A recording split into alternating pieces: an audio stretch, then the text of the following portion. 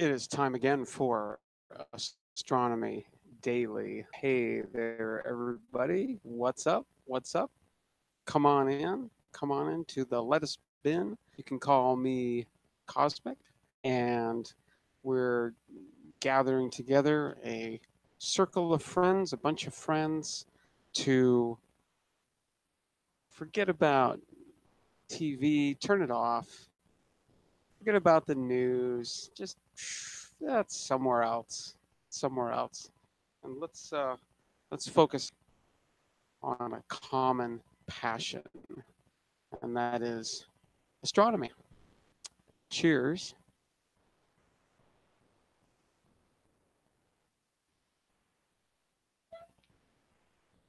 And sort of science in general, just having a bunch of fun talking about for an hour or so, sometimes a little more, sometimes a little bit less.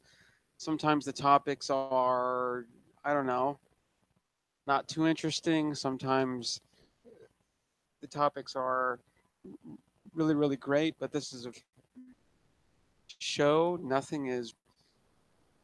Sometimes I think about, it's like, oh, maybe what should I talk about? And usually nothing, um, nothing comes to mind. Uh, I'm going to go back to get my smartphone running here. Now that it's showing that I am live. So there's that. Popped out the chat before. Should be chatters chatting away. Spectacular Raptor is in the house. Atta is in. Cool. Yeah, Atta, I was. Primarily, I was just there, but I did play a small role. Once they got it out of the out of the oven, and that's a picture with the mirror blank. Is still sort of in the oven here, right? So they have to pull this off and put it uh, into a polishing rig. Surface right now is a sphere. It's a sphere, and uh, and it's a portion of a sphere, right? I mean, you can imagine a big ball sitting on top of this mirror, right? And it would, where the ball and the mirror touch, it should be, it should completely touch, right? It'll be a smooth thing. Well, but we don't want spheres. We want parabolas. So we have to polish it. And polishing is really nothing more than sort of moving the material around, right? Because glass is a solid state liquid. So it does flow. It does flow, and so you can push this glass around with a polishing tool, a special polishing tool, and uh, turn that surface into a parabola instead of a sphere. And it's a parabola I really want because that'll put all optical rays that will focus them to a single point, as opposed to a sphere, which doesn't, which doesn't. So uh, so yeah, the during of that polishing phase, they needed a way of taking surface of the mirror. So the surface of the mirror is on the ground, and then they had to build this big tall above it because these pictures to be taken not at the focus but at the center of curvature, which is uh, about twice as far away. Um, So I I think this is an 8.4 meter. I want to say f1.5.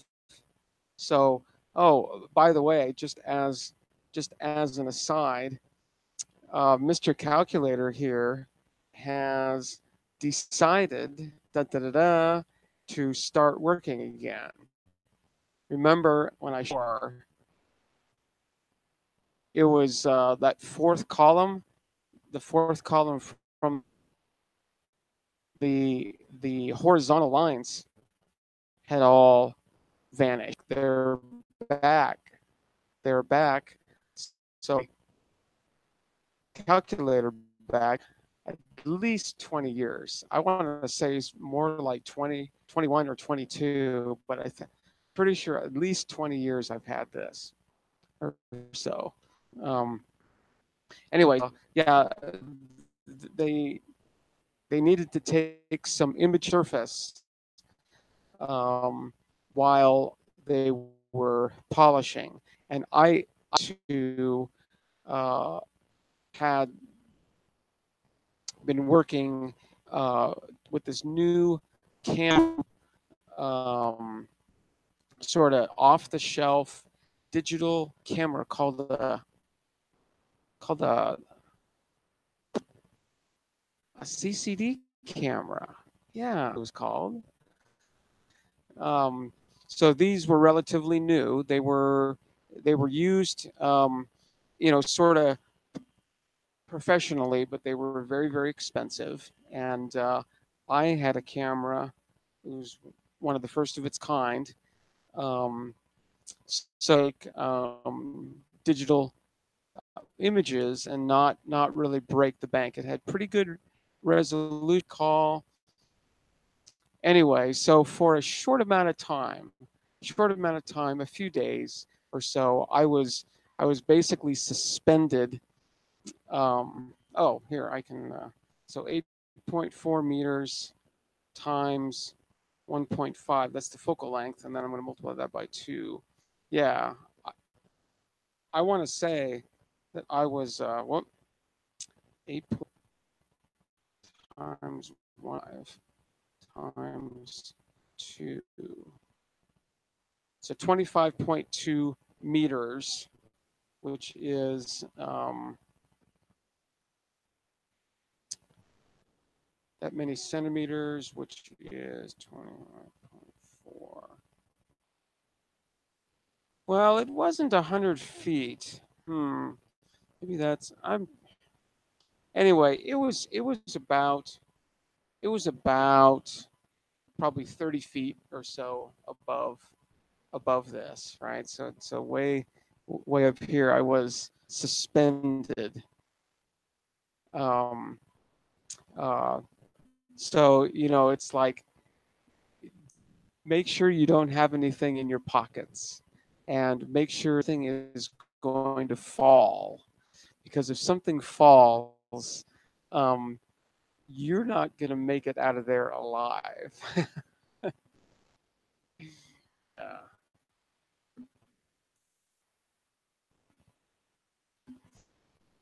let's see. Um, Uncle Bill, I don't think ever sleeps. Yeah, they a surface that was good to like 10 nanometers, so they had to have that surface smooth enough so there weren't any bumps higher than about 10 nanometers. I think that was the number 10 or 20. It was small, right? Really, really small. Yeah, it was very, very. They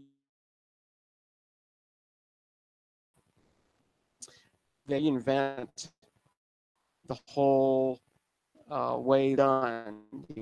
They try the conventional thing, and it's like, I'm not exactly sure why, but that didn't work. So they improved the technology work, and that didn't work. And this went on for a few years until they finally, but don't know exactly. um, and they were able to polish it to their specs. So yeah, it was a learning curve for sure. Sort of an unexpected learning curve, but the whole large binocular project um, was a learning curve because they were literally building the largest telescope in the world.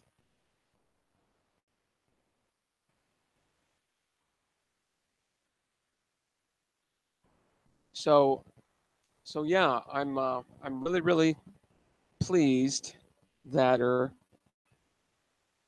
seems to be back and functioning because this is my go-to guy. But you know, I pulled out the slide rule yesterday, and I was playing with it, all trying to remember, you know, how to do various things. Reciprocal on here,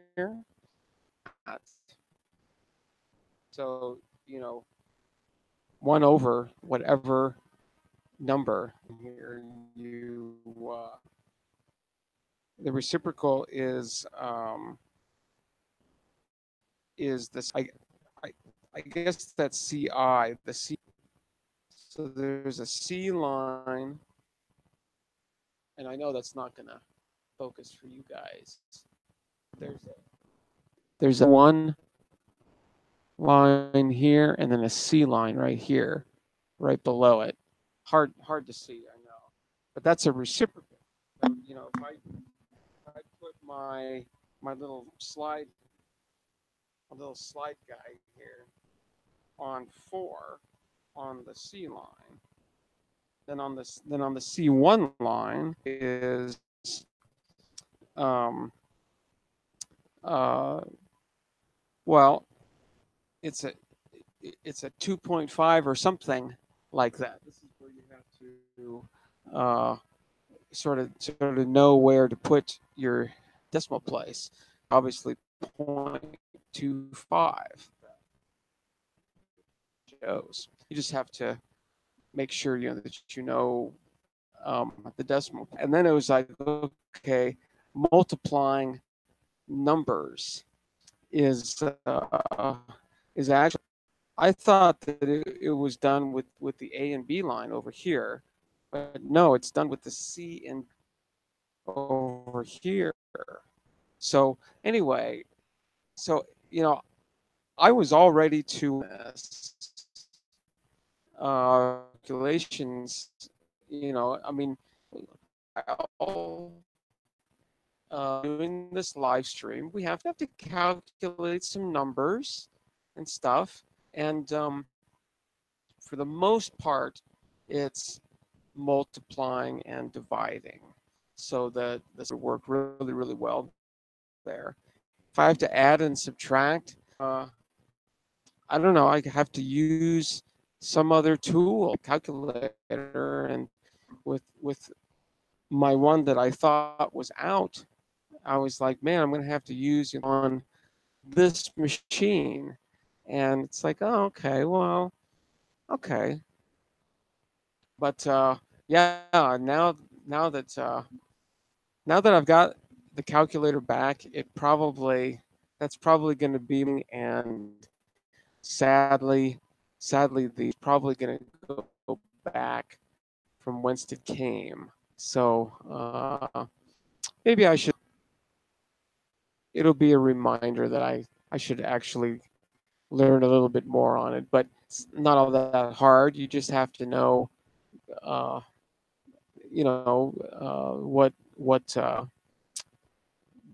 what rules to look at there, and what sort of the sequence of events you have to do to set up your your so you know there's always a couple of steps. You gotta move the slider thing over to a certain thing, and then you got to move the index to a certain thing, and then you read it a certain way. So you know there's always sort of a process there. So yeah, mic delay. I wouldn't be surprised. I wouldn't be surprised that I'm a running behind, running a little slow. For some reason, it's the internet has been a little funky today, a little bit funky here. So, cheers to funkiness.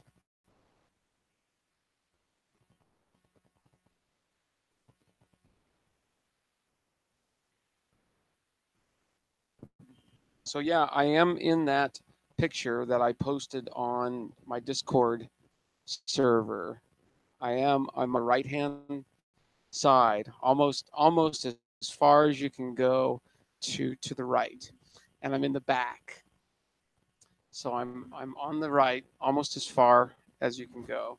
So I'm I think yeah, is this yeah? So I I would be over here somewhere. I don't think that this is well, maybe it is reversed. Yeah, I'm no, sorry. Okay, over here. I'm over here. So this, I guess, if you're looking, yeah, this is your right, and that's where it would be. Yeah.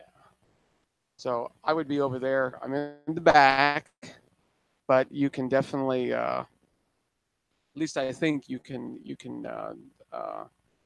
make it out. Super exciting stuff to be involved in, and that's probably and I mean it's a minor um, because would have stayed there, um, things would have been very different than how they are now. Um, and I like how they are now. So, it's like, can I really regret that? But now, I was in a situation I was set, right? Set.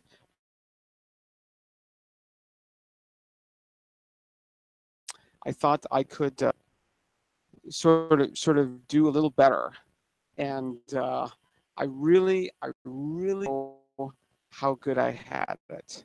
I really didn't think of that. I mean, I think about it now, right? In hindsight, and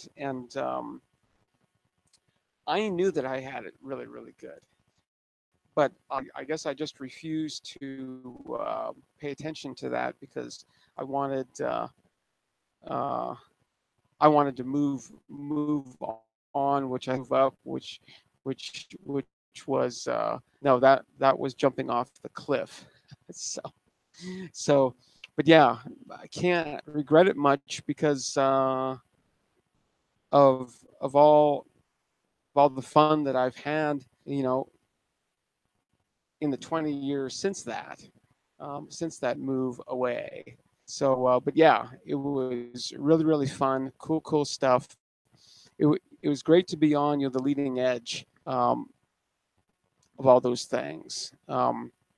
So what I was involved with specifically was the adaptive optics group, and I was also doing software development for um, post processing as well. We had developed a um, a process called um, iterative blind deconvolution, and it it's just a way of taking data that you've already collected at the telescope and improving the resolution, so sharpening the images up, and uh, you can do this um,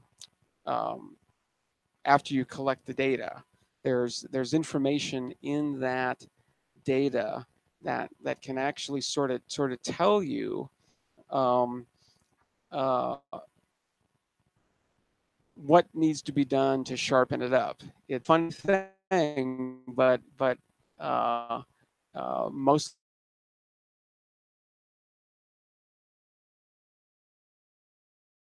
3/4 of my job was that on that project, which was software development, writing code, and testing and testing and testing and testing and testing, testing like crazy, right? Because yeah, we were doing some funky math, and the algorithm was funky, and it was just really hard. Worked out really well. That code is actually freely available. So yeah, and it's being used as we speak. It's being used um, to this day. So yeah, a bit of a legacy there, because my code is being run at several institutions to improve images of all kind, including HST images. So, but that's a little bit of the testing that I did with this code. Is that I would take HST images from the archive, just like we do on this live stream, and back in 1994, 95 or so. So, the HST archive has actually been around for quite a while. Yeah, 94, 95, something like that. Um, yeah, so that was really fun. And then I was also involved in the adaptive optics group, where at the time we were building an adaptive optics system called Fast Track 2 that was um,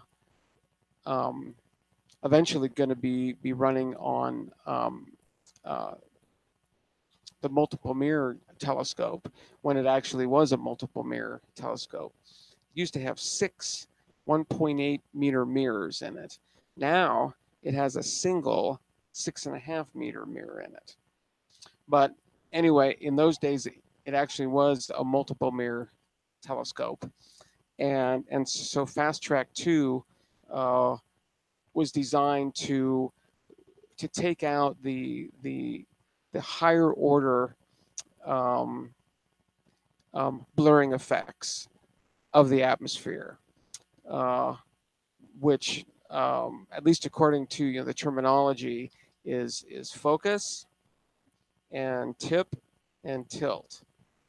And if you can take those 3 things out, you've actually uh, you'll see an improvement of 50% right away. Um, so that's what we were after there, and I was involved in lots of projects there, both the software end and the hardware end. So yeah, it was really fun. It was bleeding edge, right? I mean, nobody was doing this anywhere in the world at all, or if they were way behind us. So yeah, we actually did laser guide star um, with adaptive optics in, I don't know, 1997, 1996, something like that. We made a 5-watt uh, laser guide star, and that produced a bright enough artificial star in the sky in order for our system to be able to sense it and you know do the calculations and make the corrections to the optical path such that it sharpens the image up. And yeah, it worked. It worked really well. So cheers.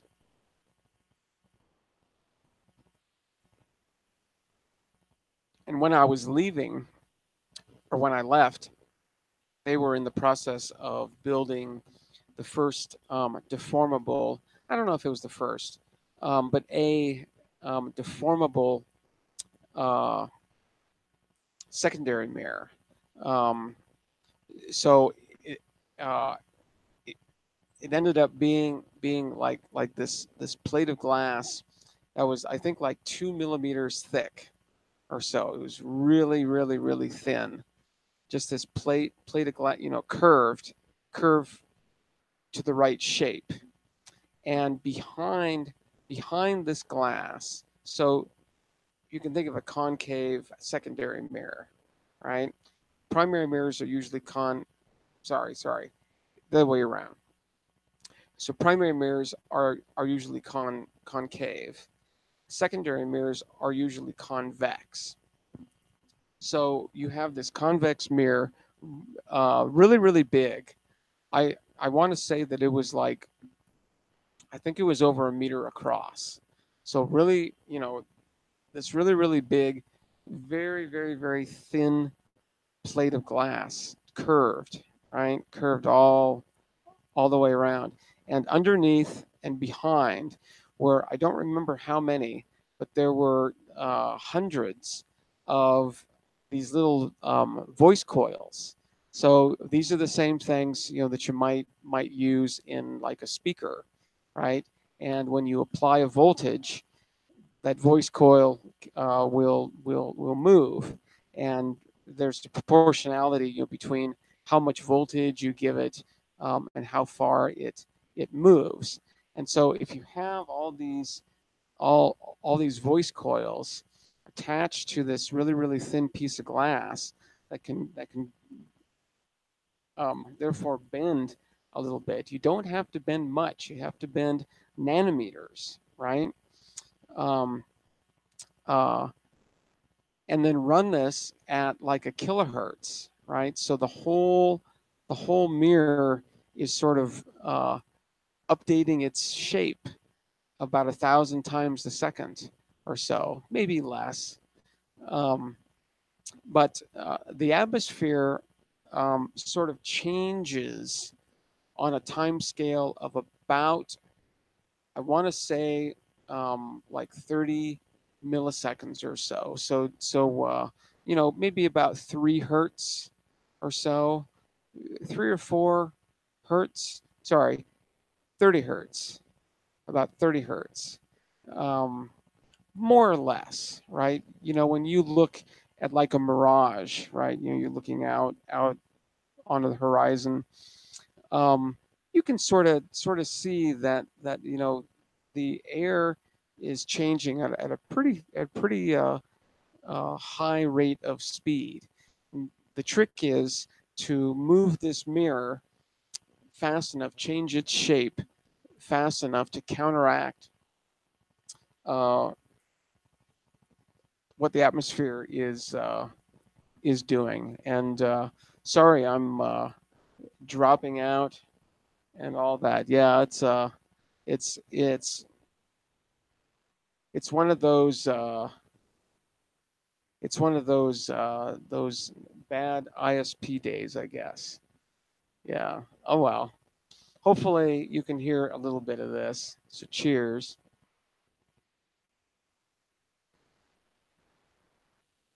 So yeah, I never got to see the end of that project, but that system is now operational up at the MMT, and and actually adaptive optics now is getting pretty standard at most observatories. That's an option now that observers have, if you want it in adaptive optics mode or not.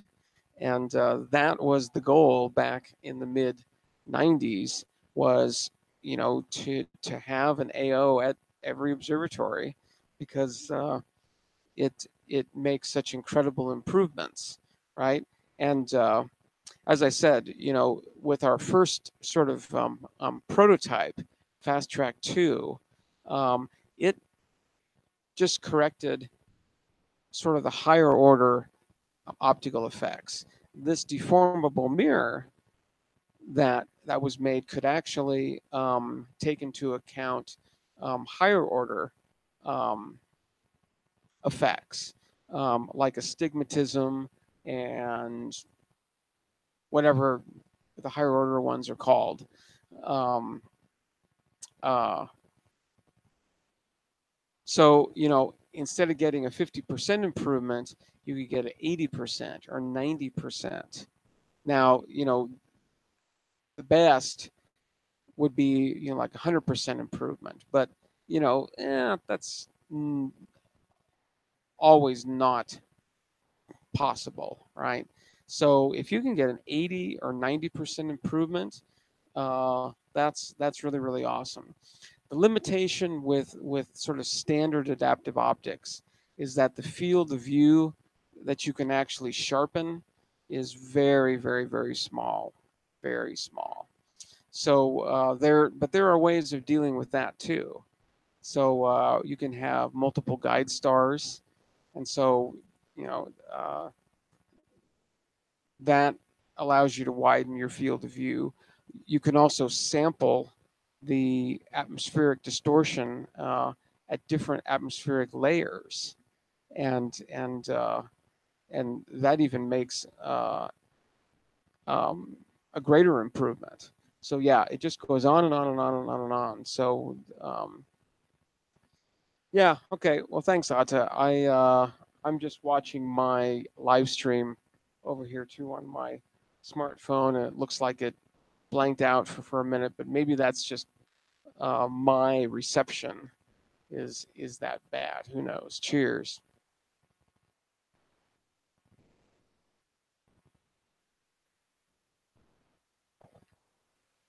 Anyway, so yeah, lots of fun.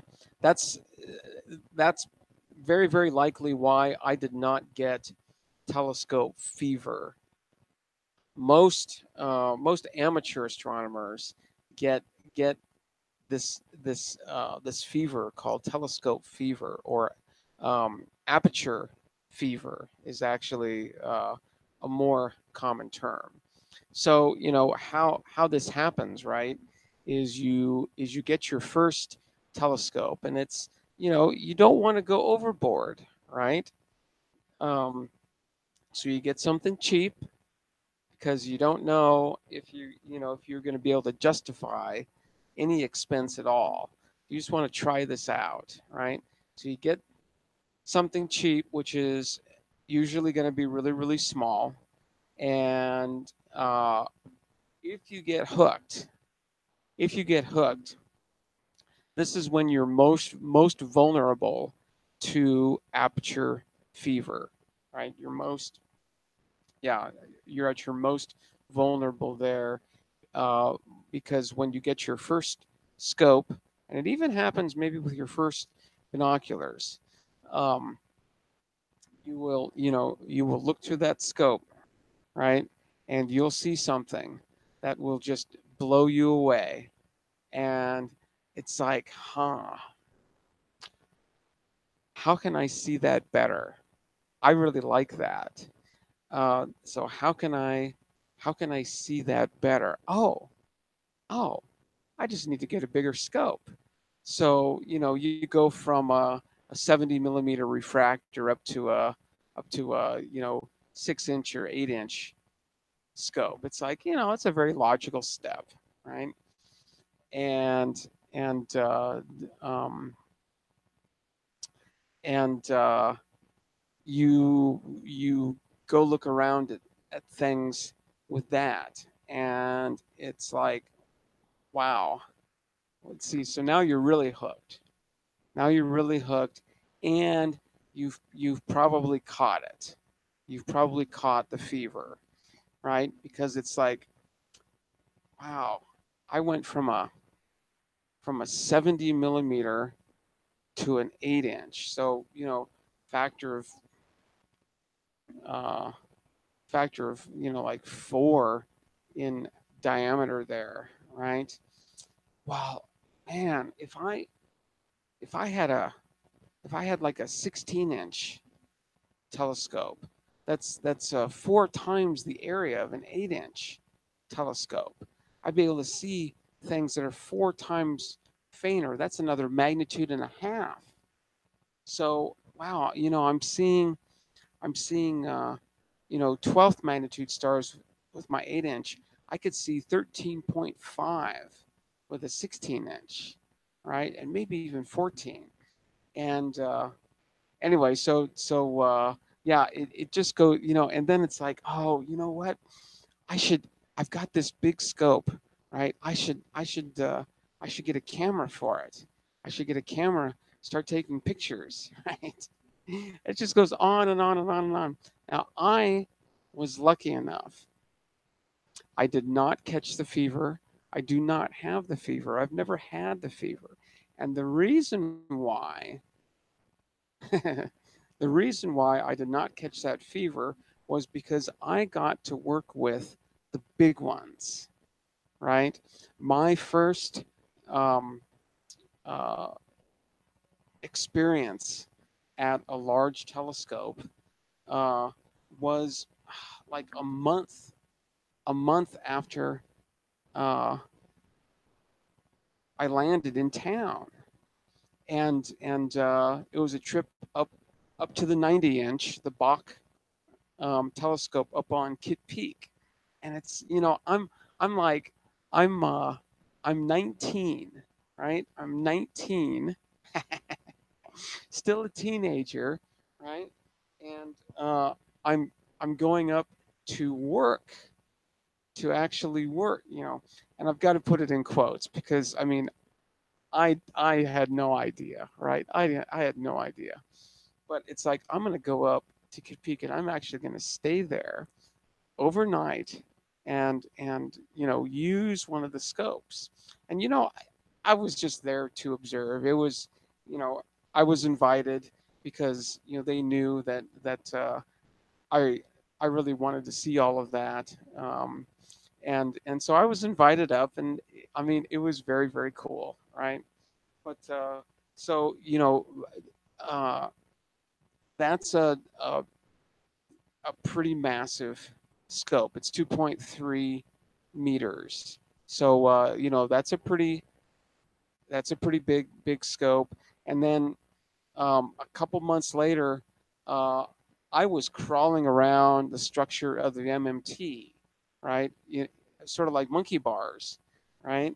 And I was crawling up all around in there, you know, sitting right in front of one of the six primary mirrors, looking at myself highly magnified through through a 1.8 meter mirror. So you know, um, and then yeah, I had lots of opportunities to play uh, with the big toys, and so no, I never got the fever, never got the fever. I've been happy with my 10-inch that I've had since I was 13. Um, and just recently, a couple of years ago, I got this Celestron Nexstar 8 SE, and I'm actually doing some hopefully still working on that thing, um, doing some real science with that. So cheers.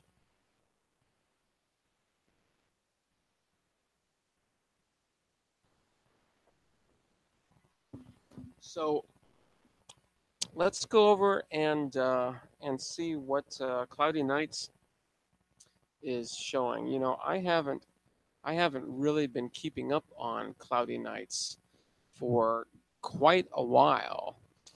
And if you don't know, cloudynights.com is an awesome, fantastic um, astronomy forum full of very, very, very friendly people who, um, you know,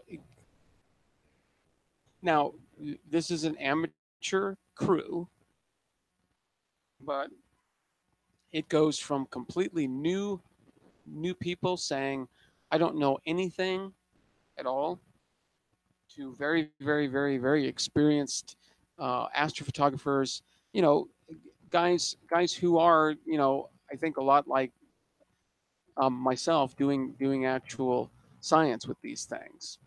So let's see. So check these guys out. Okay, it's called cloudynights.com. And let me sign in here. It's didn't remember that I'm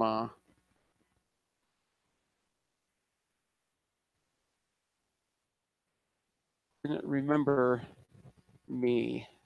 Okay, so there I am logged in. So let's go down. I well, the one thing that we can do first, let's look at the new postings. It's a very active site.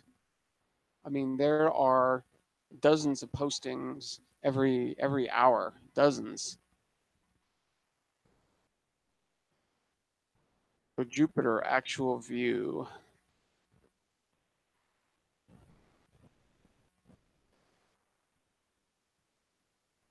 Wow, that's quite a delay on my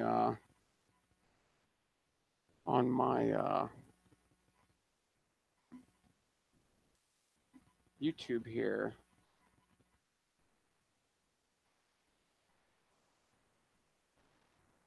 Yeah, wow, that's quite a delay. I'm gonna refresh. I'm gonna refresh my screen and see if it comes up a little.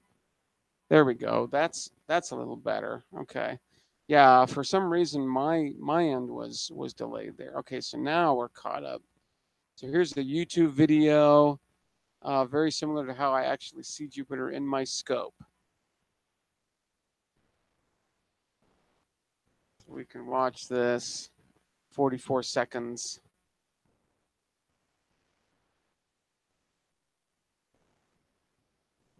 Gonna play or do I have to punch it?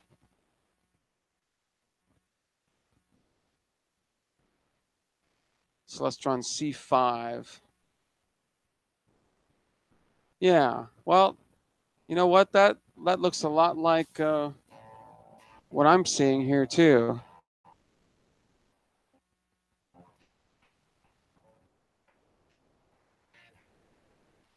Yeah, that's cool.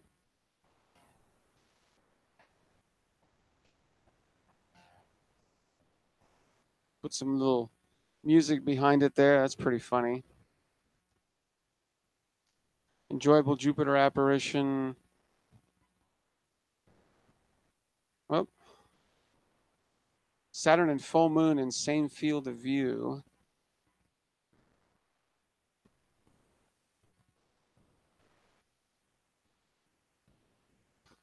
Wednesday night, June 27th.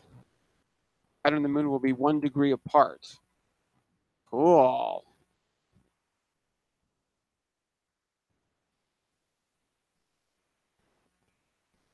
Oh, went too far.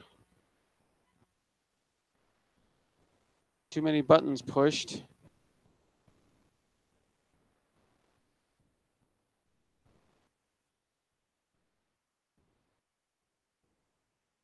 Chip bias frame.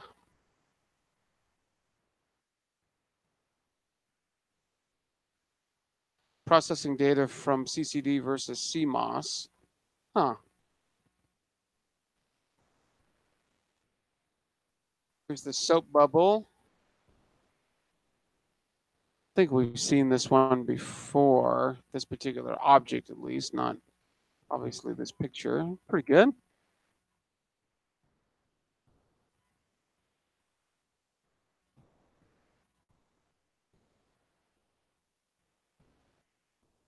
Yeah, pretty nice.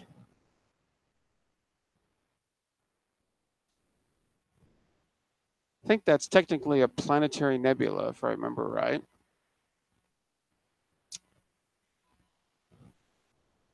See, this person has the fever. See, it says thinking of buying a better telescope for looking at the moon. See, that's a symptom of the fever right there. Thinking of buying a better telescope.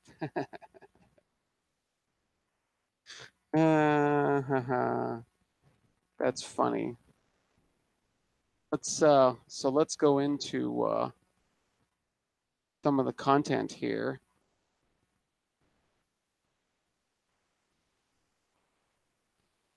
Come on, Slowpoke.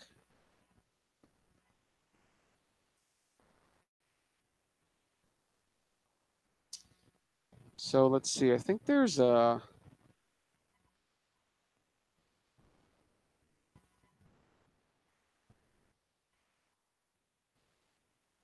Yeah. So here's a beginning and intermediate engineering section, imaging section. Lots of questions, of course. So Cat's Eye Nebula.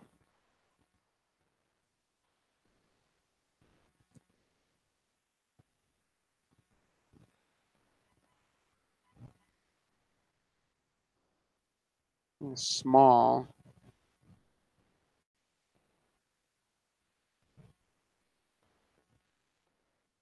That's pretty nice.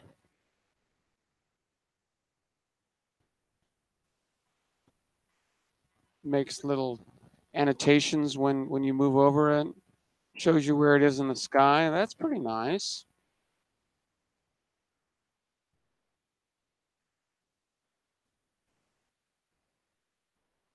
Can we actually look at the?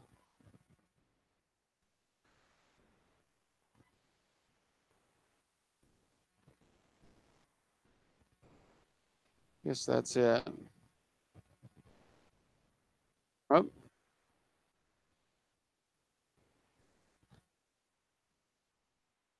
oh, there's some pretty weird funkiness going on in the middle of that thing, but that's pretty cool.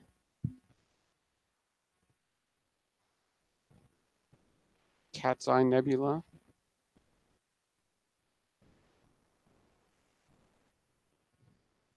Oh, went too far again. Let's get into let's get into this one.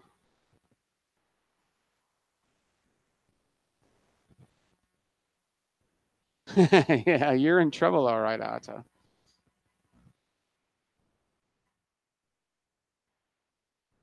As I said, start low, go slow. You got to be patient with yourself because you're probably going to be frustrated um, at first. So you got to have some patience.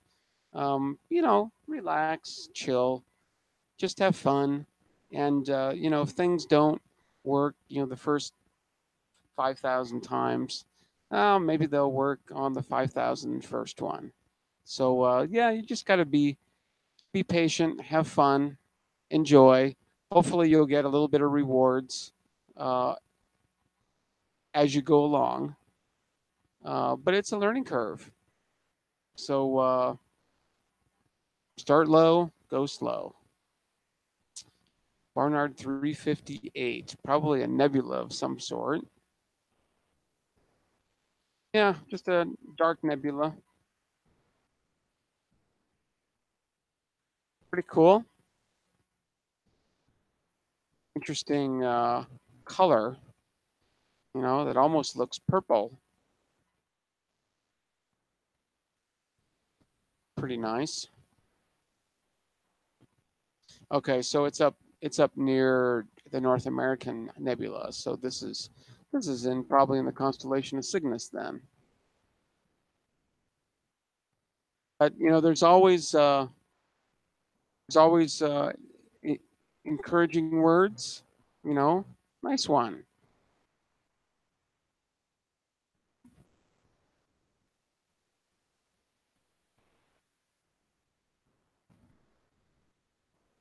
I see 443, the jellyfish. Let's see that one.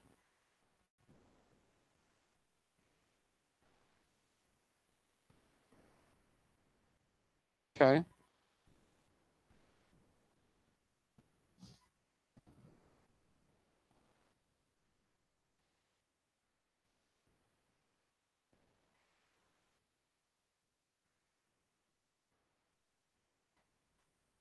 Okay, so he's just pointing out the location of the pulsar there. Cool.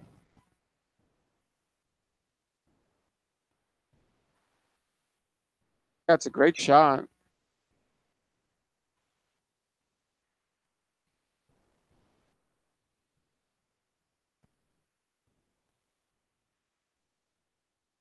Looks like he took it in 2 colors and an illuminance. All right.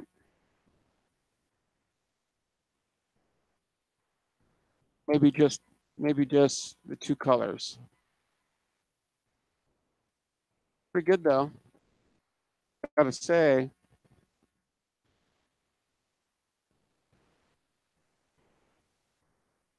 WBL 409 Galaxy Group. These are usually pretty interesting.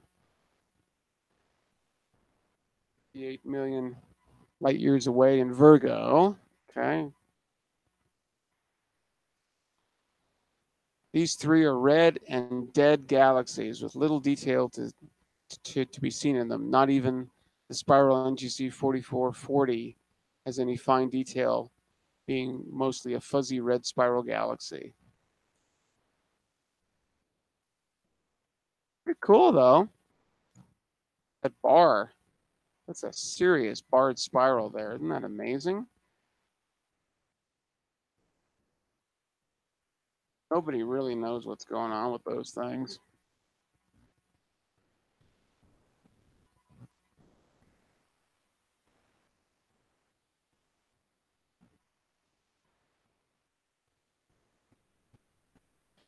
Yeah, nice. Lots of nice comments. Yeah, I really like this site. It seems to be a pretty great group. Those are some pretty galaxies. Seem to They seem to think that they're all associated with one another. They're gravitationally bound to one another.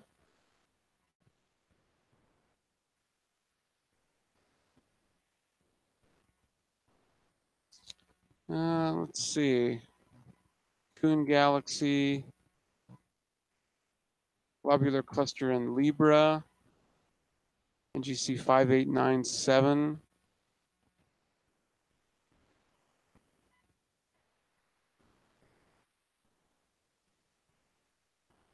Yeah, pretty nice.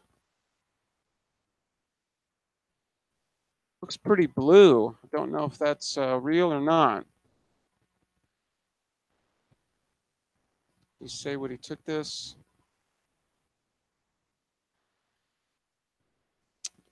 Um,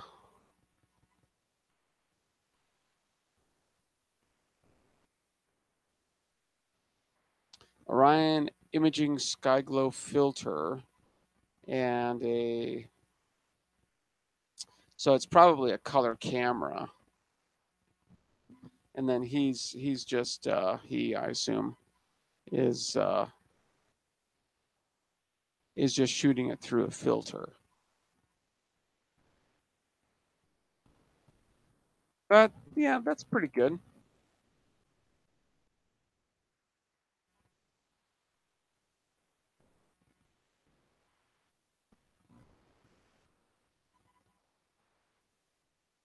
So that's kind of cool. This guy sort of locates it within the galaxy. That's pretty cool.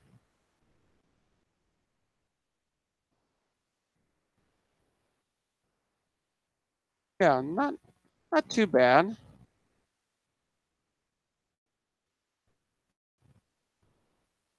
It's astrophotography is tough. Is really tough.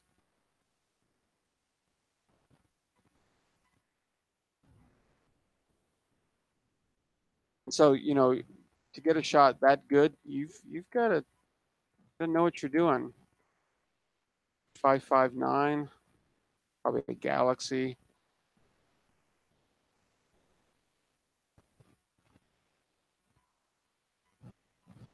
All right, put it on Flickr.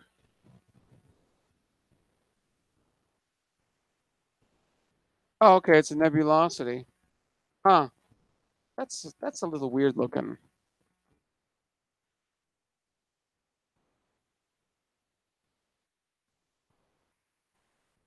H alpha and RGB.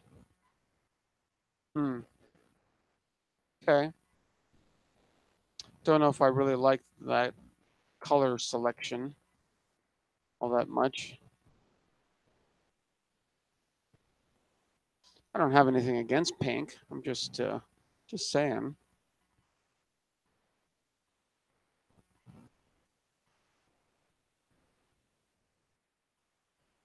Galaxy and or a trio of galaxies in Draco with a C14.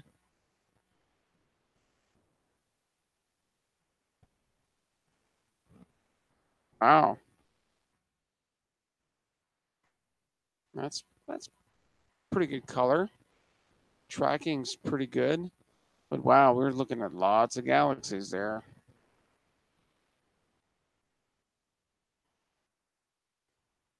Nice, nice choice of color. I think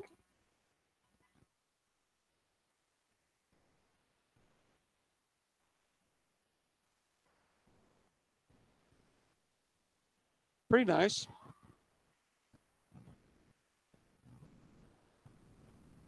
Yeah, really well done. Excellent image.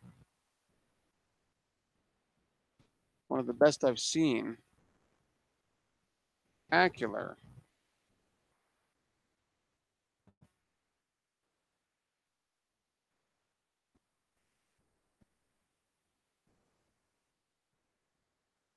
Yeah, what a great community, right? I mean, if you're interested in getting into astronomy, you know, in terms of a beginner all the way through an advanced amateur, this is a great site. You will not be you will not be bored or let down in any way. 73, the Wizard Nebula. A lot of these I've never heard of. Most of them I haven't heard of.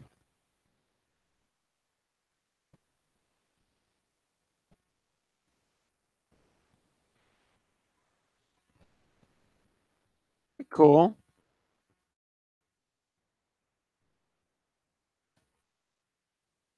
So H03 and Silicon 2. So that's an interesting choice of filters. But it definitely makes that image pop. Pretty nice. Pretty nice. Good tracking. You know, the stars are nice and round. They aren't lines or anything like that. So good tracking. Nice. Looks like a painting, you know? It's the real deal. Yeah, that's really nice.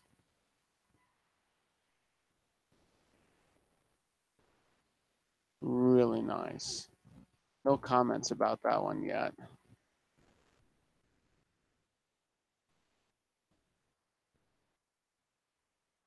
I'm going to comment.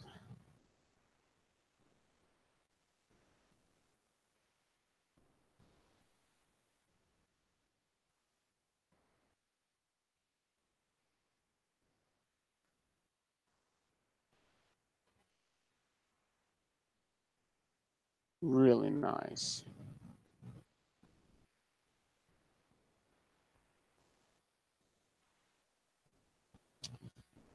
Cool. Let's see what else we got here.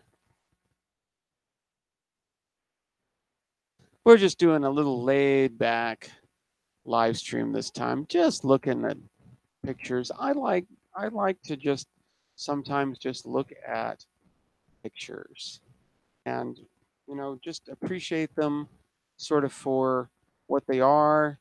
Don't really don't really get too much into details or trying to explain things. Just sitting back and you know sort of enjoying it for its art, but also for its you know just natural beauty.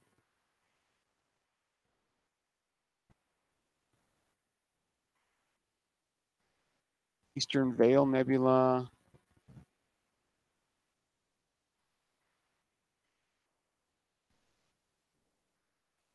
M107, 3521.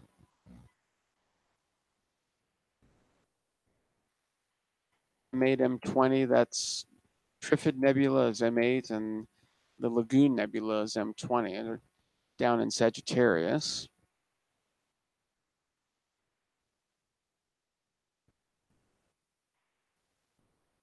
Two images with the ZWO ASI 294. I assume that's a camera of some sort.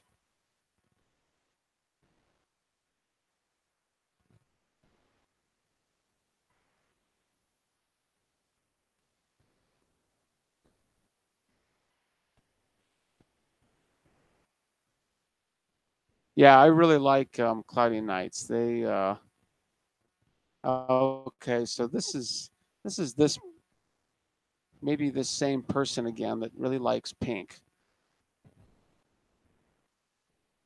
Okay, I know where this is. This is Antares, and here's M104.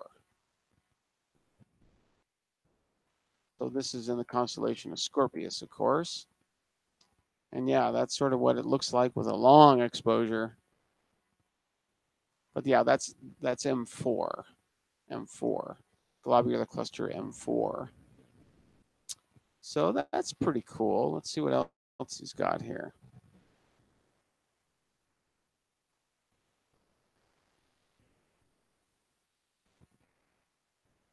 So more nebulae. Kind of interesting line of stars here. That's kind of interesting. Pretty good picks, though, gotta say.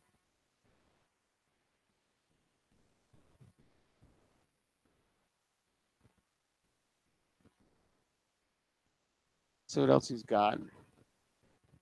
Okay, that's M8 and M20. So here's M8, the Trifid Nebula. Here's M20. Or actually, I'm sorry, the other way around. This is M8, the Lagoon Nebula. This is M20, the Trifid. And it's actually on its side. So north is to the left, and west is to the top. So it's just sort of rotated around by about 90 degrees or so.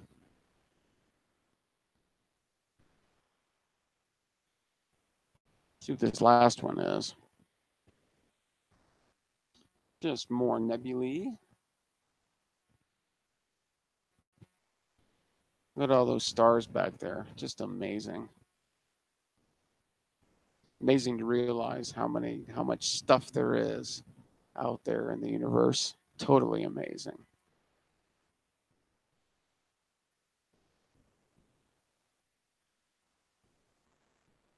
See, we'll look at one more and then we'll get out of here.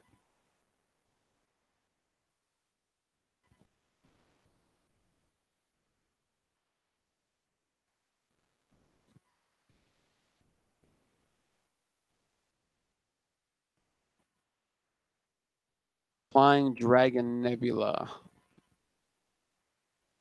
Look at the Flying Dragon Nebula.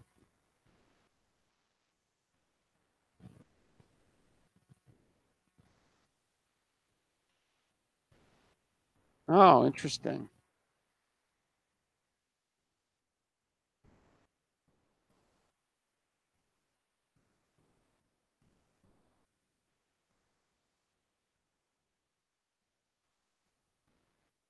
Very cool.